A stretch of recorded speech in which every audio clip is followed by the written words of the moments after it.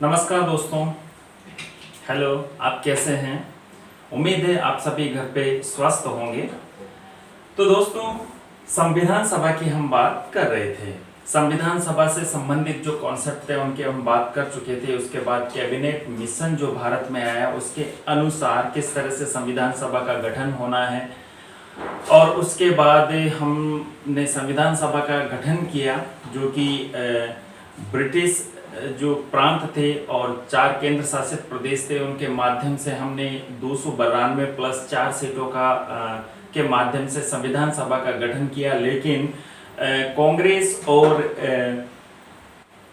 मुस्लिम league के बीच टकराव की स्थिति होने के कारण स्थितियां अनुकूल नहीं थी। फिर भी चुनाव हुए और अंतरिम सरकार का गठन किया, और 26 अक्टूबर यानी कि जो पहले 2 सितंबर 1946 को जो अंतरिम सरकार का गठन किया गया था उसमें मुस्लिम लीग शामिल नहीं था, लेकिन 26 अक्टूबर 1946 को 5 सदस्य जो मुस्लिम लीग के 5 सदस्य थे उनको शामिल किया गया।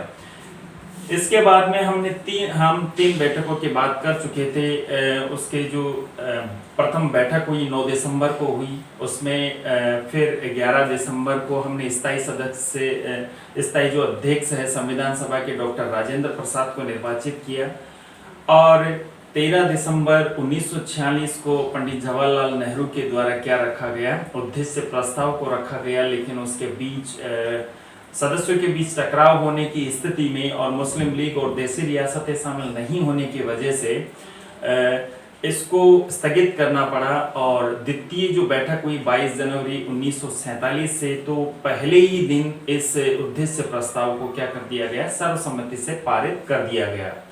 और ये जो उद्देश्य प्रस्ताव है ये हमारे संविधान के वर्तमान जो उद्देश्य का उसी का एक प्रारूप था, उसी का एक विस्तृत रूप था। आज जो प्रस्तावना है वो एक संक्षिप्त रूप है।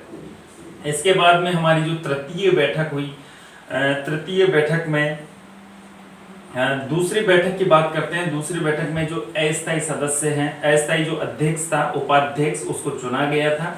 और तीसरी बैठक हुई। उसके बाद में हम आज बात करने वाले हैं तीसरी बैठक के तुरंत उपरांत ही तीसरी जो बैठक हुई थी वो स्टार्ट हुई थी 25 अप्रैल 1947 से, और उसके बाद में जुलाई अगस्त तक के लिए इसको स्थगित कर दिया गया था।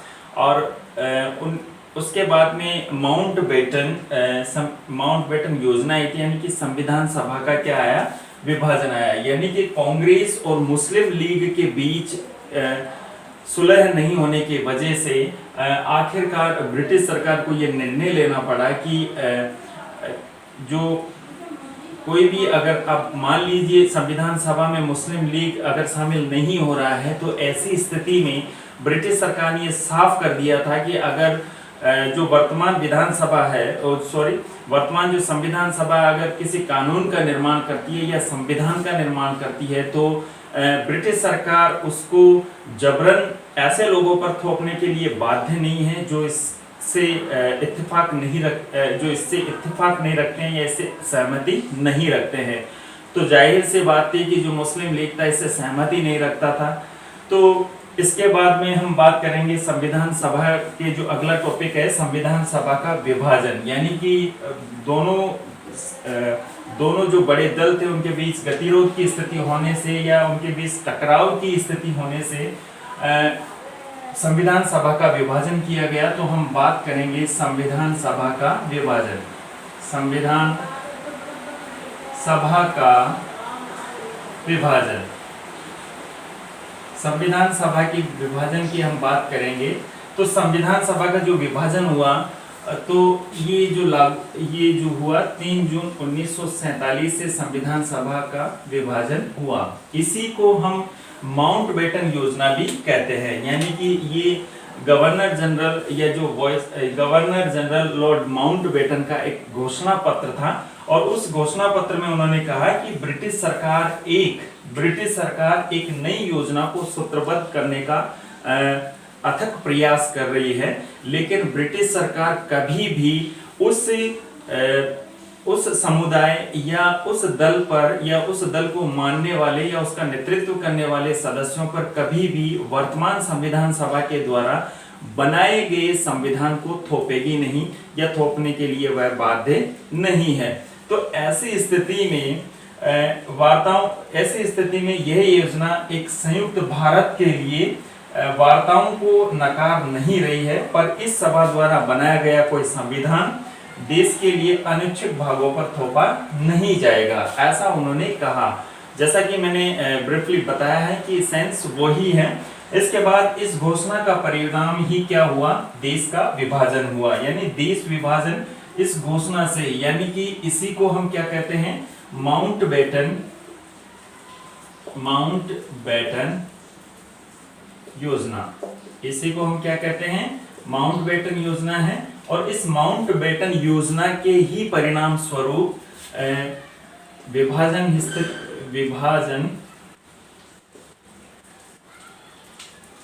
विभाजन हुआ या भारत को दो टुकड़ों में बांटा गया।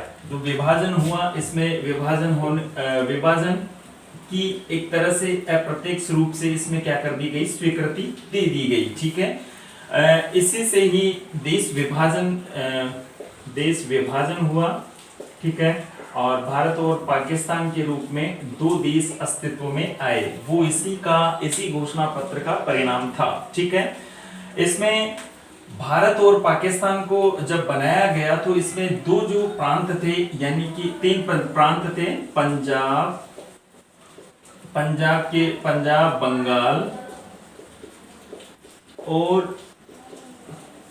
बंगाल और असम, इनको क्या किया गया, विभाजित किया गया और संविधान सभा को क्या कर दिया गया, दो हिस्सों में बांट दिया गया। 3 जून 1947 को जो माउंटबेटन योजना या माउंटबेटन के द्वारा जो घोषणा पत्र घोषणा की गई, उसी के आधार पर देश का विभाजन हुआ। और देश का विभाजन हालांकि 15 अगस्त 1947 को हुआ था, 14 अगस्त 1947 को रात को 12 बजे हुआ था, लेकिन पंजाब, बंगाल और असम के कुछ हिस्सों को तोड़कर पाकिस्तान बनाया गया। ठीक है, यानी कि जो ये इंडिया का जो मैप है, हम थोड़ा सा देख लेते हैं।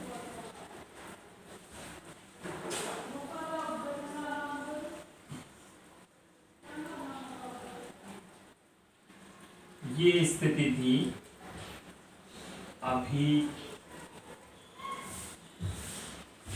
वर्तमान स्थिति कुछ इस तरह की है।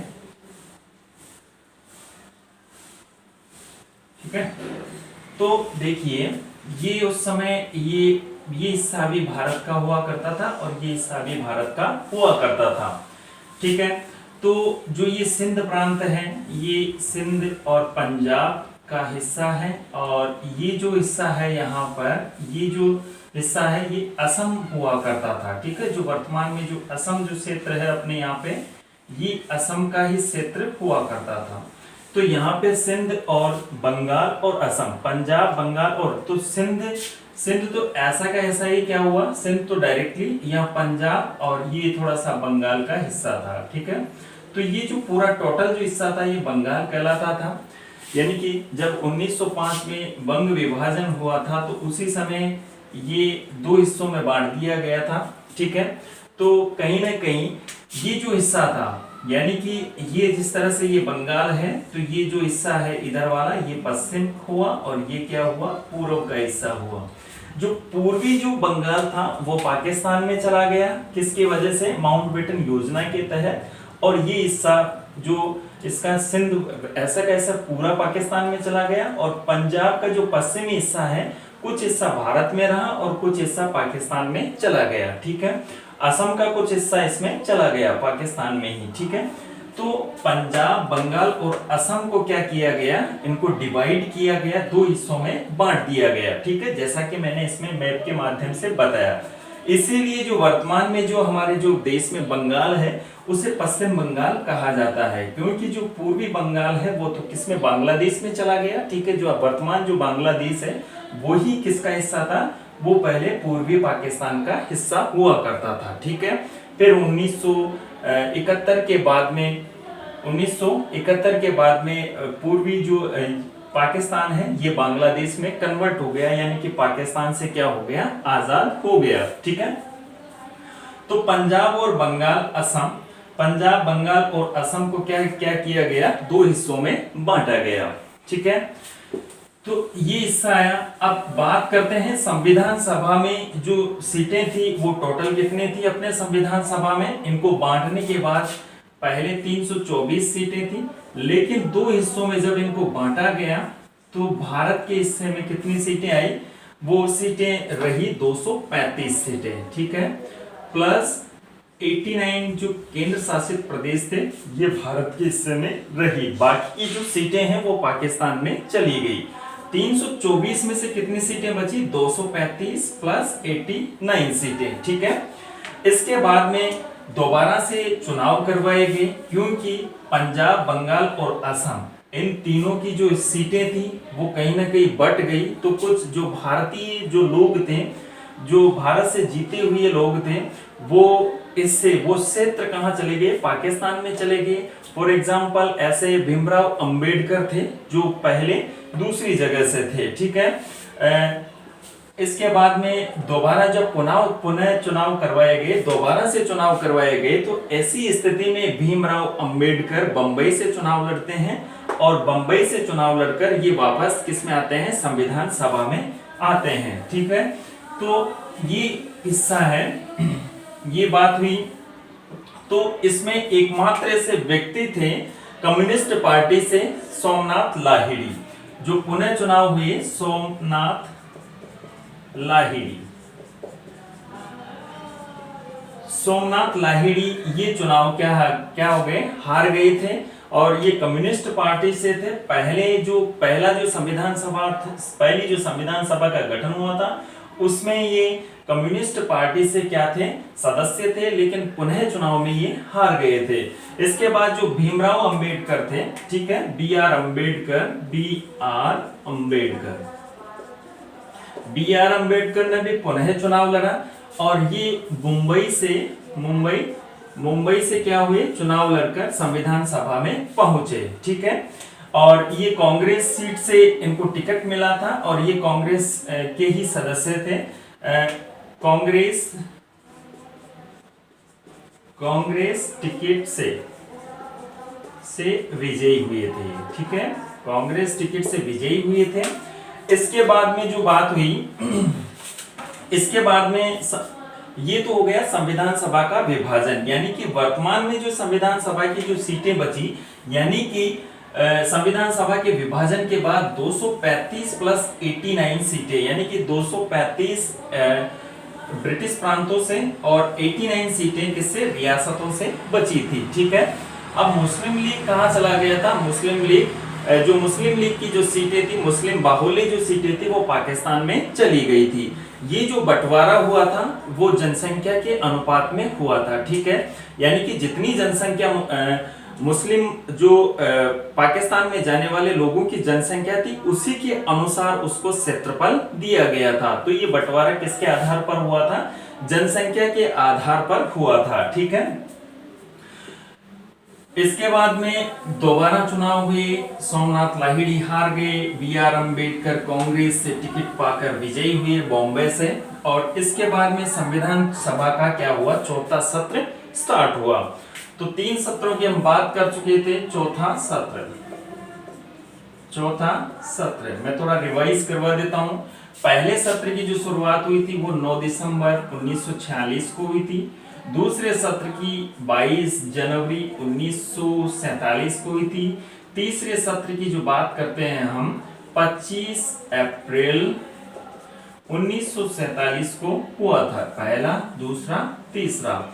अब हम बात करते हैं चौथे सत्र की। और चौथा सत्र जो स्टार्ट हुआ था वो 14 जुलाई 1947 से स्टार्ट हुआ था। 14 जुलाई 1947 से चौथा सत्र प्रारंभ हुआ था। ठीक है, चौथा सत्र प्रारंभ हुआ और इस सत्र में जो सदस्य शामिल हुए, कांग्रेस के अलावा कांग्रेस के जो सदस्य और बाकी के निर्दलीय सदस्यों के अलावा कौन कौन सदस्य हुए, 23 सदस्य मुस्लिम लीग के भी इसमें शामिल हुए।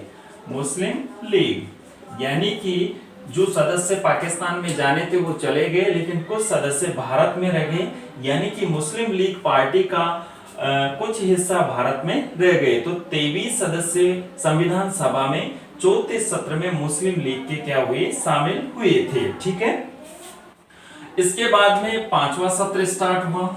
ठीक है, 5वां सत्र, 5वें सत्र की हम बात करते हैं तो ये स्टार्ट हुआ था 14 अगस्त से।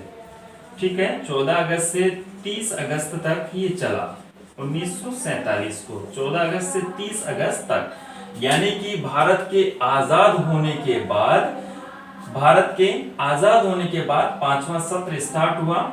यानी कि आजाद कब हुआ, 15 अगस्त को हुआ, यानी कि 14 अगस्त से 30 अगस्त 1947 को, यानी कि भारत की आजादी के प्रोसेसिंग के समय ये क्या हुआ, ये 5वां सत्र निरंतर में था या चालू था। ठीक है, क्रियान्वित था। अब देखिए ये बहुत इंपॉर्टेंट सत्र है, और 5वें सत्र में क्या हुआ, प्रारूप समिति का गठन हुआ। ठीक है, क्या हुआ, प्रारूप समिति का गठन, प्रारूप समिति का गठन हुआ। प्रारूप समिति का क्या हुआ था, गठन हुआ था।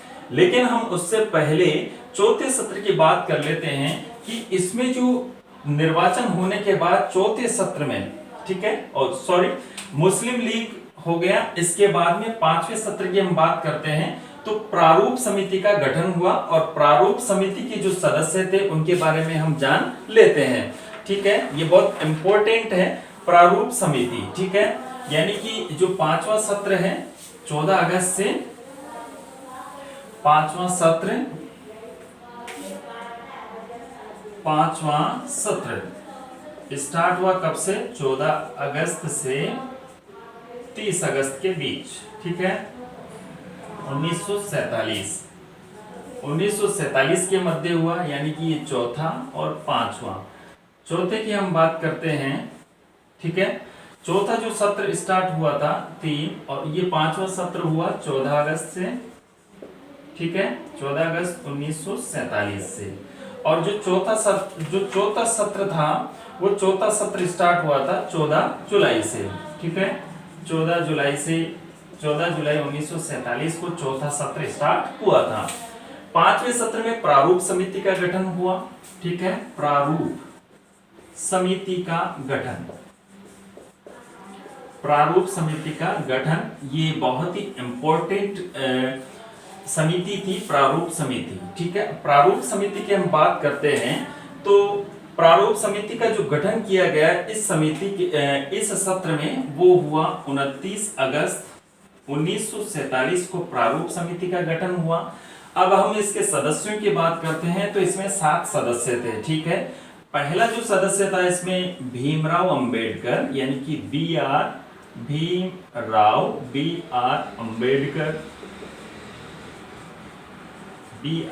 अंबेडकर। दूसरे सदस्य की बात करते हैं अलादी कृष्ण स्वामी अय्यर। तीसरे सदस्य की बात करते हैं एन गोपाल स्वामी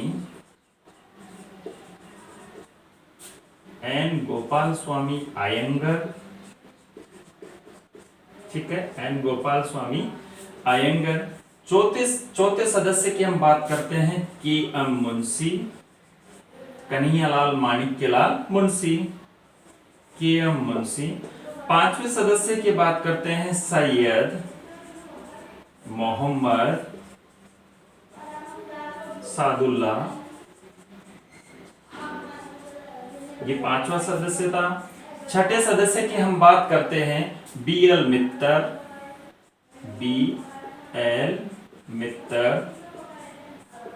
7वें सदस्य की बात करते हैं, इसमें डीपी खेतान। ठीक है, Bhimrao Ambedkar, Alladi Krishnaswamy Ayyar, N Gopalaswami Ayyangar, K M Munshi, Syed Mohammad Saadulla, B L Mitter और डीपी खेतान। ठीक है, इन्होंने इस्तीफा दे दिया। ठीक है, रिजाइन दे दिया और इस्तीफा। ठीक है, इन्होंने क्या दिया, रिजाइन दे दिया साहब। अब रिजाइन दिया तो रिजाइन देने के बाद इनके बाद कौन बना, वो था माधवराव। माधवराव इनके स्थान पर आ गए और इनके क्या हो गई, डेथ हो गई। क्या हो गई, मृत्यु हो गई। इनका भी स्थान किसने लिया, टीटी कृष्णमाचारी। टीटी कृष्णमाचारी। ठीक है, तो इस तरह से ये 7 सदस्य हैं। पहला भीमराव अंबेडकर, दूसरा Alladi Krishnaswamy Ayyar, N Gopalaswami Ayyangar, K M Munshi, Syed Mohammad Saadulla, DP Khaitan, BL Mitter की जगह कौन आया, माधव आया। डीपी खेतान की जगह कौन आया, डीपी खेतान की जगह टीटी कृष्णमाचारी। ठीक है, तो इस तरह से ये इसके 7 सदस्य हुए। ठीक है, अब हम बात करते हैं इसके बाद 7 सदस्य। इन 7 सदस्यों के माध्यम से क्या किया गया, प्रारूप समिति का क्या किया गया, गठन किया गया। ठीक है, तो यहां तक मैं समझता हूं कि सभी को क्लियर हो गया, समझ में आ गया होगा। 5वें सत्र के दौरान ध्यान रखना दोस्तों, 5वें सत्र की 29 अगस्त 1947 को इस प्रारूप समिति का गठन किया गया था। ठीक है, इसके बाद में हम बात करते हैं प्रारूप समिति की जो बैठकें हुई उनके बारे में हम चर्चा करते हैं। ठीक है, तो 30 अगस्त 1947 को 29 अगस्त को इसका गठन हुआ, यानी कि इन सदस्यों को चुना गया। 30 अगस्त 1947 को प्रथम बैठक हुई इसकी, किसकी, प्रारूप समिति की प्रथम बैठक हुई। और इस बैठक में क्या किया गया, अध्यक्ष चुना गया। और वो अध्यक्ष कौन बने, इसके प्रथम प्रारूप समिति की जो प्रथम बैठक हुई 30 अगस्त को, तो इसके जो अध्यक्ष बने, अध्यक्ष बनाया गया इन्हीं 7 सदस्यों में से। और वो सदस्य कौन बने, बी आर अम्बेडकर। कौन बने, बी आर अम्बेडकर को क्या बनाया गया, इसका अध्यक्ष बनाया गया, प्रेसिडेंट बनाया गया। ठीक है, क्लियर। तो प्रश्न पूछा जा सकता है कि बी आर अम्बेडकर को प्रारूप समिति का अध्यक्ष कौन सी बैठक में बनाया गया, बैठक में बनाया गया, तो वो कौन सा है, 5वीं बैठक में। ठीक है, किस तिथि को बनाया गया, 30 अगस्त 1947 को बनाया गया। ठीक है, इसके बाद में 141 दिनों तक, ठीक है, 141 दिनों तक क्या चला, प्रारूप समिति की बैठकें हुई। 141 दिनों तक प्रारूप समिति, यानी कि जो ड्राफ्ट कमेटी भी इसी को कहते हैं, प्रारूप समिति की बैठकें हुई। और इन बैठकों में संवैधानिक सलाहकार कौन थे, 141 दिनों तक क्या हुई, बैठकें हुई। और इन बैठकों में संवैधानिक सलाहकार कौन थे, बी एन राव, यानी कि बेनेगल नरसिंह राव। ठीक है, इनका पूरा नाम क्या है, बेनेगल नरसिंह राव। ठीक है, इनकी अध्यक्षता में, ठीक है, की सहायता से ये संवैधानिक सलाहकार थे ये बी एन राव। इनकी सहायता से यह प्रारूप की इनकी सहायता से 141 प्रारूप समिति की बैठकें हुई। और संवैधानिक सलाहकार के माध्यम से, सलाहकार जो बी एन राव थे, उनके माध्यम से या उनकी सहायता से ड्राफ्ट तैयार किया गया। किसके, जो आज जो हमारा जो संविधान है, उस संविधान का एक ड्राफ्ट तैयार किया गया, मोटा मोटा खाका तैयार किया गया कि किस तरह का संविधान होगा। इसके बाद में इस प्रारूप को क्या किया गया, 27 फरवरी 1948 को, 27 फरवरी 1948 को क्या किया गया, हालांकि ये बात की चीजें हैं, 27 फरवरी 1948 को संविधान सभा में रखा गया। ठीक है, रखा गया तथा प्रकाशन किया गया। संविधान सभा में इसको रखा गया और इसके बाद इसका क्या किया गया, प्रकाशन किया गया। ताकि जो भारतीय लोगों की है, जो विद्वान लोग हैं, उनकी प्रतिक्रिया जान सके। इसीलिए कहीं कोई त्रुटि तो नहीं है। अगर इस ड्राफ्ट को ही संविधान बना दिया जाता तो हो सकता था कि बाद में इसका विरोध हो। इन सब चीजों से बचने के लिए इन्होंने इसका प्रकाशन किया और लोगों को, जो विद्वान लोग थे, उनको डिस्ट्रीब्यूट किया गया और कुछ समय के लिए उनके सुझावों को जानने का प्रयत्न किया गया। अब देखिए इसके बाद क्या हुआ। 8 माह के बाद, 8 माह बाद यानी कि 8 माह का समय दिया गया सुझाव जानने के लिए, लोगों की प्रतिक्रिया जानने के लिए देशव्यापी सुझाव दिए गए। और 8 माह के बाद जो देशव्यापी यानी कि देशव्यापी सुझाव, उनकी टिप्पणियां, देशव्यापी सुझाव, उनकी टिप्पणियां एवं आलोचनाओं पर प्रारूप समिति ने क्या किया, विचार किया और उसको पुनः मुद्रित किया यानी कि रिपब्लिकेशन किया 26 अक्टूबर 1900। इसके बाद 8 माह बाद इन्होंने सुझाव लिए, जो भी आलोचनाएं हुई, जो भी टिप्पणियां हुई, उन पे विचार किया और विचार करने के बाद उनसे संबंधित जो भी संशोधन करने थे वो संशोधन हुए और उसके बाद में 26 अक्टूबर 1948 को अध्यक्ष को सौंपा गया। यानी कि वापस 26 अक्टूबर 1948 को इन्होंने क्या किया, वापस किसको सौंपा, अध्यक्ष को या संविधान सभा में इसको रखा। ठीक है, तो ये प्रोसेस यहां तक समझ में आ गया होगा आपके कि जो संविधान सभा थी, उस संविधान सभा का जो अध्यक्ष बनाया गया और संविधान सभा का जो 5वां सत्र था उसकी जो प्रारूप समिति का जो गठन किया गया 29 अगस्त को किया गया और उसके अध्यक्ष BR अम्बेडकर को बनाया गया। 141 दिनों की एक लंबी जदोजहद या जदोजहद के तहत या कठिन परिश्रम के तहत एक ड्राफ्ट तैयार किया गया और वो किसकी सहायता से किया गया, संवैधानिक सलाहकार बेनेगल नरसिंह राव की सहायता से किया गया। उसके बाद 27 फरवरी 1948 को संविधान सभा में इसको रखा गया और इसको पब्लिश किया गया ताकि लोगों की जो प्रतिक्रियाएं हैं वो जान सके।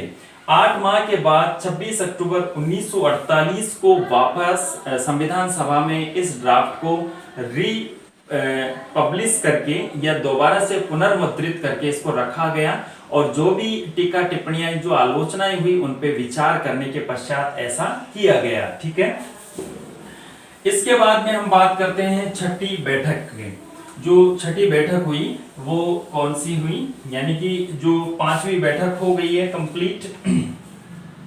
5वीं बैठक जो हुई वो 14 अगस्त 1947 से 30 अगस्त 1947 के मध्य हुई। इसके बाद हम बात करते हैं छठे सत्र की।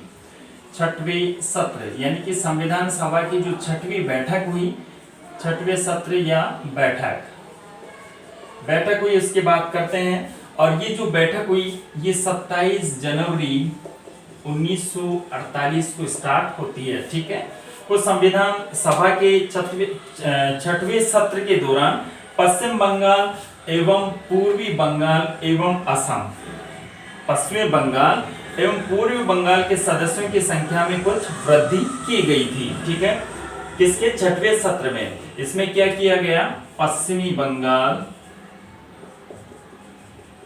एवं पूर्वी पंजाब। देखिए जब देश का विभाजन हुआ तो पूर्वी बंगाल पाकिस्तान में चला गया और पश्चिमी पंजाब भी किसमें चला गया, पाकिस्तान में चला गया। तो ऐसी स्थिति में इनकी सीटों का बंटवारा हुआ, संविधान सभा में जो सीटें थी उनका बंटवारा हुआ। तो इनका क्या करना था, पुनर्सीमांकन करना था, दोबारा से इनका क्या करना था, सीटों का डिवाइडेशन करना था। तो पश्चिम बंगाल और पूर्वी पंजाब की सीटों को छठवीं बैठक में बढ़ाने का क्या किया गया, निर्णय किया गया। ठीक है, और इस निर्णय के उपरांत ही जो प्रांतों की जो सीटें थी वो 235 हुई। ठीक है, 235 सीटें हो गई। ठीक है, इसमें से जैसे अब जो यहाँ पर जो केंद्र शासित प्रदेश बचे थे वो 3 ही बचे थे, क्योंकि जो बलूचिस्तान था वो पाकिस्तान में चला गया था। अब दिल्ली, अजमेर, मेरवाड़ा और कुर्ग, ये 3 ही स्थान बचे थे। इसलिए 232 प्लस 3 इक्वल टू 235 सदस्य ये टोटल हुए। ठीक है, अब ये स्थिति हुई। ठीक है, 235 सदस्य हो गए। इसमें जो चुनाव हुए, पुनर्चुनाव हुए, और चुनाव के बाद में जो कांग्रेस की इसमें सीटें हुई वो कौन कौन सी? पहले प्रथम चुनाव में कांग्रेस की सीटें कितनी थी? 208 सीटें थी, और इसमें कितनी रह गई? 197 सीटें रह गई। ठीक है, इसमें सीटों को 3 भागों में बांटा गया था। पहले ही मैं बता चुका हूं कि सीटों का सांप्रदायिक आधार पर डिवाइडेशन किया गया था, बंटवारा किया गया था। उसमें सामान्य, मुस्लिम और सिख, ये 3 हिस्सों में इसको सांप्रदायिक आधार पर क्या किया गया था? बंटवारा किया गया था। तो इसमें जो कांग्रेस की सीटें थी, इसमें जो सामान्य जो सीटें आई वो कितनी थी? 193 सीटें थी। मुस्लिम संगठन की बात करते हैं तो उसमें 2 थी, और जो सिख है, सिख से 1 सीट आई थी। ठीक है, यानी कि पुनर् चुनाव हुए थे, सामान्य से 193, मुस्लिम 2 सदस्य इसमें शामिल हुए, और सिख से 1 सदस्य इसमें शामिल हुआ था। ठीक है, इसके बाद जो मुस्लिम लीग था, मुस्लिम लीग की जो सीटें थी वो कितनी थी? 25 सीटें थी। क्या थी? 25। और ये सभी इसमें क्या थे? मुस्लिम थे, मुस्लिम सदस्य थे मुस्लिम लीग में, सारे के सारे। ठीक है, इसके बाद जो अकाली दल था, अकाली दल जो पंजाब से संबंध रखता था या सिखों से संबंध रखता था, उसकी अकाली दल से 2 सीटें हुई। ठीक है, और दोनों ही क्या थे? ये सिख थे। ठीक है, 2 सीटें आई। और इसके बाद जो निर्दलीय आए, इसमें निर्दलीय यानी कि नॉन पार्टिएबल मेंबर, ये कौन से? 7 सदस्य थे, और सभी क्या थे? ये जनरल थे, सामान्य थे। इसके बाद में जो रिक्त सीटें रही, रिक्त यानी कि जो खाली रही, वो कितनी रही? 4 सीटें, 4 खाली रही। ये पूर्वी पंजाब की ये 4 मुस्लिम, पूर्वी पंजाब की ये 4 मुस्लिम सीटें सदैव खाली ही रही। ठीक है, इस तरह से जो टोटल सीटें हुई, ठीक है, 197 और 25, 122 और 122, 124 और 7 131 और 235 सीटें क्या हुई? चुनकर आई। ठीक है, ये रिक्त रही 4 सीटें, यानी कि जो सीटें आई वो 231 सीटें ही जो संविधान सभा थी वहां तक पहुंच पाई थी। ठीक है, ये 4 सीटें हमेशा ही खाली रही थी, और ये चारों सीटें कहां से थी? पूर्वी पंजाब से थी। ठीक है, कहां से थी? पूर्वी पंजाब से थी, और ये चारों मुस्लिम सीटें सदैव खाली ही रही। ठीक है, तो यहां तक मैं समझता हूं कि क्लियर हो गया होगा। ये जो आंकड़ा था ये 235 हो गया, और ये पहले जब देश आजाद नहीं हुआ था उससे पहले ये आंकड़ा 296 था। ठीक है, ध्यान रखना दोस्तों, अब 235 हो गया है, और पहले ये 296 का आंकड़ा था, जिसमें 292 प्लस 4 था। ठीक है, क्लियर। आगे हम बात करते हैं, तो जो आगे जो इसमें देसी रियासतें हैं, ये छठे सत्र में ही हम चल रहे हैं। जो देसी रियासतें हैं उनमें क्या हुआ? जो देसी रियासतों के कुल इसमें कितने सदस्य हैं? पहले भी 89 सदस्य थे। ठीक है, और सॉरी, पहले 93 सदस्य थे, 93 सदस्य थे देसी रियासतों के, यानी कि पहले थे 296 प्लस 93, यानी कि 983। ठीक है, पहले 93 थे, और अब क्या हुआ देखते हैं हम। देसी रियासतों के जो कुल सदस्य थे, इसमें देश के विभाजन होने के बाद देसी रियासतों के सदस्य कितने शामिल होने थे? वो 89 सदस्य इसमें क्या होने थे, शामिल होने थे। ठीक है, 89 सदस्य शामिल होने थे, लेकिन इसमें जो हैदराबाद रियासत थी, हैदराबाद रियासत की जो सबसे ज्यादा सीटें थी, कितनी, 16 सीटें थी। और ये जो सबसे सर्वाधिक सीटें थी रियासतों में, ठीक है, रियासतों में सबसे ज्यादा सीटें 16 सीटें थी हैदराबाद रियासत से। और ये कभी भी जो संविधान सभा थी उसमें शामिल नहीं हुई है, यानी कि संविधान की रचना होने के बाद भी ये क्या हुआ, हमेशा खाली ही रही। तो इस तरह से जो देशी रियासतों से संविधान सभा में जो शामिल होने वाले सदस्य जो बचते हैं वो 73 सदस्य बचते हैं। तो इस तरह से 235 प्लस 73 ये सदस्य शामिल हुए, और इनमें अगर हम टोटल बात करते हैं तो 308 सदस्य होते हैं। ठीक है, और आपको पता हो तो 308 सदस्यों ने ही संविधान सभा के अंतिम जो मूल मसौदा था उस पे क्या किया था, इन्होंने हस्ताक्षर किया था। तो मैं समझता हूं कि यहां तक आपको अच्छे से समझ में आ गया होगा। तो हम दोबारा से बात कर लेते हैं, इसके फ्लो चार्ट में फटाफट समझ लेते हैं कि सीटों का जो बंटवारा था। सबसे पहले जो कैबिनेट मिशन था उसने सुझाव दिया था 389 सीटों का। कितनी सीटों का, कि 389 सीटें होंगी। ठीक है, अब 389 सीटें कैसे कैसे होगी देखते हैं हम। ठीक है, 389 सीटों में जो प्रांतों से होगी, यानी कि ब्रिटिश प्रांतों से होगी, ब्रिटिश प्रोविंसेस से जो होगी वो होगी 296 सीटें। ठीक है, और देशी रियासतों से जो सीटें होगी वो रियासतों से होगी 93। ऐसा इन्होंने आंकड़ा सुझाया था, किसने, कैबिनेट मिशन ने। 296 सदस्यों की हम बात करते हैं तो 292 प्रांतों से थी, और प्लस 4 कहां से थी, केंद्र शासित प्रदेशों से थी। ठीक है, इसके बाद में जब देश आजाद हुआ और जब संविधान सभा का विभाजन हुआ, कब, 3 जून, कब, 3 जून 1947 को। तो इसके बाद में संविधान सभा का जैसे ही विभाजन हुआ या माउंटबेटन घोषणा हुई, उसके बाद में ये सदस्य यहाँ पर कितने रह गए, 235 सदस्य रह गए, जिनमें से 231 प्लस 232 प्लस 3।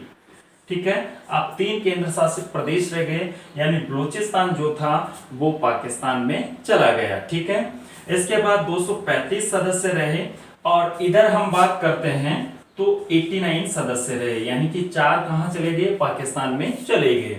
235 की हम बात कर चुके थे, और 89 जो सदस्य हैं इनमें से 73 ही बचे, क्योंकि जो 16 सदस्य हैं वो हैदराबाद रियासत से थे, हैदराबाद रियासत से थे, और ये कभी भी संविधान सभा में शामिल नहीं हुए। इस तरह से 235 प्लस 73 ये अंतरिम रूप से संविधान सभा के सदस्य थे, इसलिए टोटल 308 सदस्य रहे।